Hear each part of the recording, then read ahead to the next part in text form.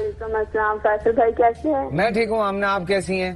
मैं ठीक हूँ फैसल भाई। एक तो मैं ये आपको कहना चाह रही हूँ कि औरत जितना मर्जी मजबूत हो रहा है, लेकिन ये पाकिस्तान के कुछ मर्द ऐसे हैं कि औरत की इज्जत करना बिल्कुल भूल गए हैं। एक दफा 1 मिनट पानी लेट हो गया ना, तुम तो कुत्ते की बच्ची हो, तुम तो बदतमीज हो, तुम्हारी माँ ने तुम्हें तमीज नहीं सिखाई।